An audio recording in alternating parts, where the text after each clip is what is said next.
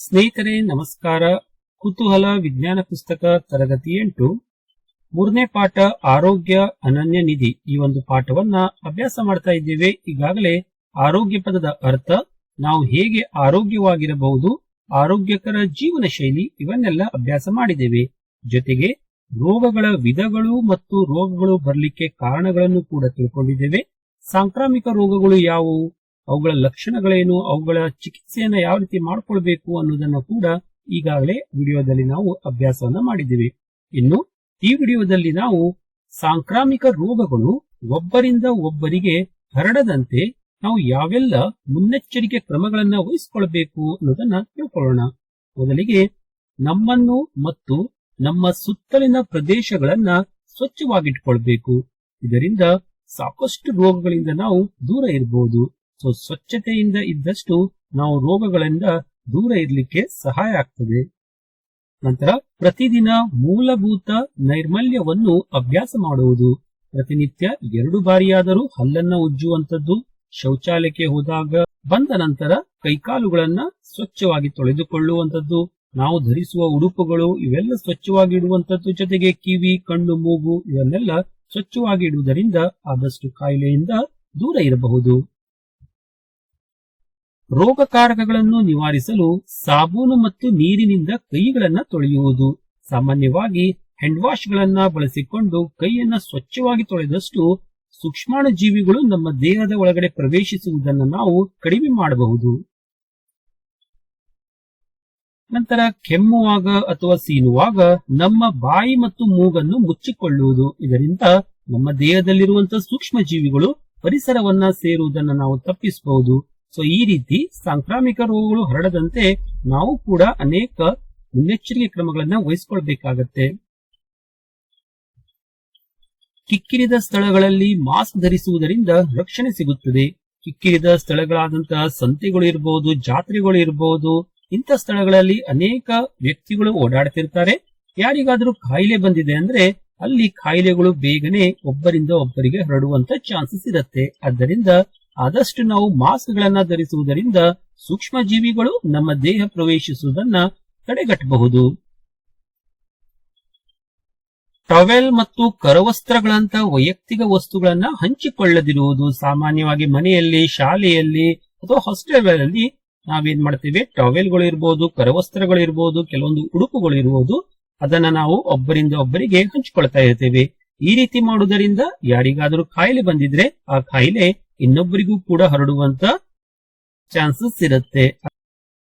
ಆದ್ದರಿಂದ ಇಂಥ ವಸ್ತುಗಳನ್ನ ಹಂಚಿಕೊಳ್ಳದೇ ಇರುವುದರಿಂದ ಸಾಂಕ್ರಾಮಿಕ ರೋಗಗಳು ಹರಡದಂತೆ ನಾವು ತಡೆಗಟ್ಟಬಹುದು. ಮನೆಯಲ್ಲಿ ತಯಾರಿಸಿದಂತ ಆಹಾರ ಮತ್ತು ನೀರನ್ನು ಸ್ವಚ್ಛವಾಗಿಡುವುದು. ಏಕೆಂದರೆ ಸಾಂಕ್ರಾಮಿಕ ರೋಗಗಳು ನೀರಿನ ಮೂಲಕ ಮತ್ತು ಆಹಾರದ ಮೂಲಕವೂ ಕೂಡ ಒಬ್ಬರಿಂದ ಇನ್ನೊಬ್ಬರಿಗೆ ಹರಡ್ತಾ ಇರುತ್ತದೆ. ನಂತರ ನಾವು ಅನಾರೋಗ್ಯದಿಂದ ಬಳಲುತ್ತಿರುವಾಗ ಮನೆಯಲ್ಲೇ ಇರುವುದು ಮತ್ತು ವಿಶ್ರಾಂತಿಯನ್ನ ಪಡೆದುಕೊಳ್ಳುವುದು. ಇದರಿಂದ ಆದಷ್ಟು ಬೇಗ ದೇಹ ಚೇತರಿಸಿಕೊಳ್ಳಲು ಸಹಾಯವಾಗ್ತದೆ ಮತ್ತು ನಮಗೆ ಬಂದಂತ ಕಾಯಿಲೆಯನ್ನ ನಾವು ಇನ್ನೊಬ್ಬರಿಗೆ ಹರಡದಂತೆ ನಿಯಂತ್ರಿಸಬಹುದು. ಸ್ನೇಹಿತರೆ, ಇಷ್ಟೆಲ್ಲಾ ಮುನ್ನೆಚ್ಚರಿಕೆ ಕ್ರಮಗಳು ವಹಿಸುವುದರಿಂದ ನಾವು ಸಾಂಕ್ರಾಮಿಕ ರೋಗವು ಒಬ್ಬರಿಂದ ಒಬ್ಬರಿಗೆ ಹರಡದಂತೆ ತಡೆಗಟ್ಟಲಿಕ್ಕೆ ಸಹಾಯ ಆಗ್ತದೆ. ಇನ್ನು ಸಾಂಕ್ರಾಮಿಕವಲ್ಲದ ರೋಗಗಳು ಅಂದ್ರೆ ಒಬ್ಬರಿಂದ ಒಬ್ಬರಿಗೆ ಹರಡದಂತ ಕಾಯಿಲೆಗಳು ಅಂದ್ರೆ ನ್ಯೂನತಾ ಕಾಯಿಲೆಗಳು. ನ್ಯೂನತಾ ಕಾಯಿಲೆಗಳು ಅಂದ್ರೆ ಖನಿಜಗಳು ಅಥವಾ ಈ ವಿಟಾಮಿನ್ಗಳ ಒಂದು ಕೊರತೆಯಿಂದ ಬರುವಂತ ಕಾಯಿಲೆಗಳು. ಅವುಗಳಂದ್ರೆ ಸ್ಕರ್ವಿ, ರಕ್ತಹೀನತೆ, ಗಳಗಂಡ, ರಿಕೆಟ್ಸ್, ಬೇರೆ ಬೇರೆ ಇಂಥ ಕಾಯಿಲೆಗಳು. ಅಲ್ಲದೆ ಕೆಲವೊಂದು ದೀರ್ಘಕಾಲೀನ ರೋಗಗಳು ಕೂಡ ಸಾಂಕ್ರಾಮಿಕ ರೋಗಗಳಾಗಿದೆ. ಅವುಗಳೆಂದರೆ ಕ್ಯಾನ್ಸರ್, ಮಧುಮೇಹ ಅಥವಾ ಡಯಾಬಿಟಿಸ್, ನಂತರ ಅಲರ್ಜಿ ಅಂತಹ ಕಾಯಿಲೆಗಳು. ಈ ಕುರಿತು ಇಲ್ಲೊಂದು ಚಟುವಟಿಕೆಯನ್ನ ಕೊಟ್ಟಿದ್ದಾರೆ. ವಿದ್ಯಾರ್ಥಿಗಳು ಇಲ್ಲಿ ಸಮೀಕ್ಷೆ ಮಾಡುವುದರ ಮೂಲಕ ಈ ಚಟುವಟಿಕೆಯನ್ನ ಮಾಡಬೇಕು. ವಿದ್ಯಾರ್ಥಿಗಳು ಅವರ ನೆರೆಹೊರೆಯಲ್ಲಿ ಜೀವನ ಶೈಲಿಗೆ ಸಂಬಂಧಿಸಿದ ಯಾವುದಾದರೂ 3 ಸಾಮಾನ್ಯ ಕಾಯಿಲೆಗಳನ್ನ ಪತ್ತೆ ಮಾಡಿ ಅದರ ಕುರಿತು ಕೆಲವೊಂದು ಮಾಹಿತಿಗಳನ್ನ ಸಂಗ್ರಹ ಮಾಡಬೇಕು. ಆ ಕುರಿತು ಇಲ್ಲಿ ಕೆಲವೊಂದು ಮಾಹಿತಿಗಳನ್ನ ಸಂಗ್ರಹ ಮಾಡಿದ್ದೇನೆ. ಮೊದಲನೇ ಕಾಲಂದಲ್ಲಿ ಕ್ರಮ ಸಂಖ್ಯೆಯನ್ನ ತಾವು ಬರೀಬೇಕು. ನಂತರ ಸಾಮಾನ್ಯ ಜೀವನ ಶೈಲಿಗೆ ಸಂಬಂಧಿಸಿದ ರೋಗಗಳ ಹೆಸರನ್ನ ಬರೀಬೇಕು. ಆ ರೋಗಗಳ ಚಿಹ್ನೆಗಳು, ಲಕ್ಷಣಗಳನ್ನ 3ನೇ ಒಂದು ಕಾಲಂದಲ್ಲಿ ಬರೆಯುವಂತದ್ದು. ಕೊನೆಯದಾಗಿ ಜೀವನ ಶೈಲಿಗೆ ಬದಲಾವಣೆಗಳ ಬಗ್ಗೆ ನೀಡಲಾದ ಸಲಹೆಗಳ ಕುರಿತು ಅಲ್ಲಿ ಮಾಹಿತಿಯನ್ನ ತಾವು ತುಂಬಬೇಕು. ಸೊ ಬೊಜ್ಜು ಅನ್ನುವಂತ ಒಂದು ಸಾಂಕ್ರಾಮಿಕವಲ್ಲದ ಕಾಯಿಲೆಗೆ ಚಿಹ್ನೆಗಳು ಯಾವುದಂದ್ರೆ ಅಥವಾ ಲಕ್ಷಣಗಳು ಏನಂದ್ರೆ ದೇಹದ ತೂಕ ಏರಿಕೆಯಾಗುವಂಥದ್ದು, ದೈಹಿಕ ಚಲನವಲನದಲ್ಲಿ ತೊಂದರೆಯಾಗುವಂಥದ್ದು, ಅಂದ್ರೆ ಕುತ್ಕೊಳ್ಳುವಾಗ, ನಿಂತ್ಕೊಳ್ಳುವಾಗ, ಓಡಾಡುವಾಗ ತೊಂದರೆ ಆಗುವಂಥದ್ದು, ಉಸಿರಾಟದ ತೊಂದರೆ ಆಗುವಂಥದ್ದು ಕೂಡ ಬೊಜ್ಜು ಬಂದಾಗ ಆ ಒಂದು ಲಕ್ಷಣಗಳು ಕಂಡು ಬರುತ್ತದೆ. ಇನ್ನು ಬೊಜ್ಜು ಬಂದಾಗ ಕೆಲವೊಂದು ನಾವು ಜೀವನ ಶೈಲಿಯನ್ನ ಬದಲಾವಣೆ ಮಾಡ್ಕೊಳ್ಬೇಕಾಗ್ತದೆ. ಸಂತುಲಿತ ಆಹಾರವನ್ನ ಸೇವಿಸುವಂಥದ್ದು ಅಥವಾ ನಿಯಮಿತವಾಗಿ ವ್ಯಾಯಾಮ ಮಾಡುವಂಥದ್ದು. ಇನ್ನು ಎರಡನೇದಾಗಿ ಮಧುಮೇಹ ಅಥವಾ ಡಯಾಬಿಟಿಸ್. ಇದರ ಒಂದು ಲಕ್ಷಣ ಅಂದ್ರೆ ಪದೇ ಪದೇ ಮೂತ್ರ ವಿಸರ್ಜನೆ ಆಗುವುದು, ಅತಿಯಾದ ಬಾಯಾರಿಕೆ ಆಗುವಂಥದ್ದು, ತೂಕ ಕಡಿಮೆ ಆಗುವಿಕೆ ಮತ್ತು ಆಯಾಸ ಆಗುವುದು. ಸೊ ಈ ಒಂದು ಕಾಯಿಲೆ ಬಂದವರಿಗೆ ಕೆಲವೊಂದು ಜೀವನ ಶೈಲಿಯ ಬದಲಾವಣೆಯನ್ನ ವೈದ್ಯರು ನೀಡಿರ್ತಾರೆ. ವ್ಯಾಯಾಮ ಮಾಡುವಂಥದ್ದು, ಆಹಾರ ಪದ್ಧತಿಯಲ್ಲಿ ಬದಲಾವಣೆ ಮಾಡ್ಕೊಳ್ಬೇಕಾಗತ್ತೆ. ಏಕೆಂದ್ರೆ ಮಧುಮೇಹ ಅನ್ನುವಂತ ಕಾಯಿಲೆ ರಕ್ತದಲ್ಲಿ ಸಕ್ಕರೆ ಮಟ್ಟವನ್ನ ಹೆಚ್ಚಿಸುವಂತ ಒಂದು ಕಾಯಿಲೆಯಾಗಿದೆ. ಆದ್ದರಿಂದ ಆಹಾರ ಪದ್ಧತಿಯಲ್ಲಿ ಬದಲಾವಣೆ ಮಾಡ್ಕೊಳ್ಬೇಕು. ನಿಯಮಿತವಾಗಿ ರಕ್ತದೊತ್ತಡ ಅಂದ್ರೆ ಬಿಪಿಯನ್ನ ಪರೀಕ್ಷೆ ಮಾಡ್ಕೊಳ್ತಾ ಇರಬೇಕು. ಇನ್ನು ರಕ್ತದ ಏರೋತ್ತಡ ಅಂದ್ರೆ ಹೈ ಬಿಪಿ, ಬ್ಲಡ್ ಪ್ರೆಷರ್ ಹೆಚ್ಚಾಗುವಂಥದ್ದು. ಇದರ ಒಂದು ಲಕ್ಷಣ ಅಂದ್ರೆ ತಲೆನೋವು ಬರುವಂಥದ್ದು, ತಲೆ ಸುತ್ತು ಬರುವಂಥದ್ದು, ಉಸಿರಾಟದ ತೊಂದರೆ ಆಗ್ತಿರ್ತದೆ, ಬೆವರುವುದು.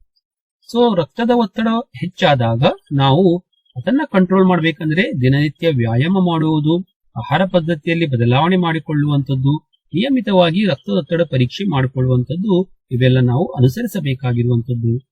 ಇನ್ನು ಕ್ಯಾನ್ಸರ್ ಅನ್ನುವಂತ ಮಾರಕ ಕಾಯಿಲೆ. ಕ್ಯಾನ್ಸರ್ ಅನ್ನುವಂತ ಕಾಯಿಲೆಗೆ ನಾವು ಪ್ರಾರಂಭ ಹಂತದಲ್ಲಿ ಅದರ ಲಕ್ಷಣಗಳನ್ನ ಕಂಡುಕೊಂಡಾಗ ಸುಲಭವಾಗಿ ಚಿಕಿತ್ಸೆಯನ್ನ ಕೊಡಬಹುದಾಗಿದೆ.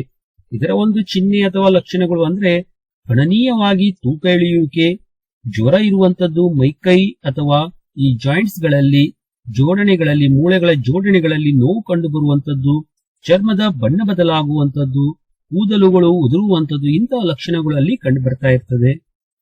ಸೊ ಇದಕ್ಕೆ ಸೂಕ್ತ ಚಿಕಿತ್ಸೆಯನ್ನ ಕೊಡಬೇಕಾಗ್ತದೆ. ಆಹಾರ ಪದ್ಧತಿಯಲ್ಲೂ ಕೂಡ ಬದಲಾವಣೆಯನ್ನ ಮಾಡ್ಕೊಳ್ಬೇಕು. ಸ್ನೇಹಿತರೆ, ಇದಿಷ್ಟು ಸಾಂಕ್ರಾಮಿಕವಲ್ಲದ ಕೆಲವೊಂದು ಕಾಯಿಲೆಗಳು, ಅದರ ಲಕ್ಷಣಗಳು ಮತ್ತೆ ಆ ಕಾಯಿಲೆ ಬಂದಾಗ ಯಾವ ರೀತಿ ನಾವು ಜೀವನ ಶೈಲಿಯನ್ನ ಬದಲಾವಣೆ ಮಾಡ್ಕೊಳ್ಬೇಕು ಅನ್ನೋದರ ಕುರಿತು ಕೆಲವೊಂದು ಮಾಹಿತಿಗಳ ಸಂಗ್ರಹಣೆ ಮಾಡಲಿಕ್ಕೆ ಕೊಟ್ಟಂತ ಚಟುವಟಿಕೆಯಾಗಿದೆ. ಇನ್ನು ಮುಂದಿನ ವಿಡಿಯೋದಲ್ಲಿ ನಾವು ಸಾಂಕ್ರಾಮಿಕ ಇರಬಹುದು ಅಥವಾ ಸಾಂಕ್ರಾಮಿಕವಲ್ಲದ ರೋಗಗಳು ಇರಬಹುದು, ಇದಕ್ಕೆ ಯಾವ ರೀತಿ ಚಿಕಿತ್ಸೆಯನ್ನ ಕೊಡಲಾಗ್ತದೆ ಅನ್ನೋದನ್ನ ತಿಳ್ಕೊಳ್ಳೋಣ. ಇದೆಲ್ಲ ವಿಡಿಯೋ ನೋಡ್ಬೇಕಂದ್ರೆ ಚಾನೆಲ್ ಅನ್ನ ಸಬ್ಸ್ಕ್ರೈಬ್ ಮಾಡ್ರಿ. ಅಲ್ಲಿ ಪ್ಲೇ ಲಿಸ್ಟ್ ಅಲ್ಲಿ ಎಲ್ಲಾ ವಿಡಿಯೋಗಳು ಇರ್ತದೆ, ಅಲ್ಲಿಂದ ತಾವು ವಿಡಿಯೋಗಳನ್ನ ನೋಡಬಹುದು, ಸ್ನೇಹಿತರೊಂದಿಗೆ ಹಂಚಿಕೊಳ್ಬಹುದು ಅಂತ ಹೇಳ್ತಾ ಧನ್ಯವಾದಗಳು.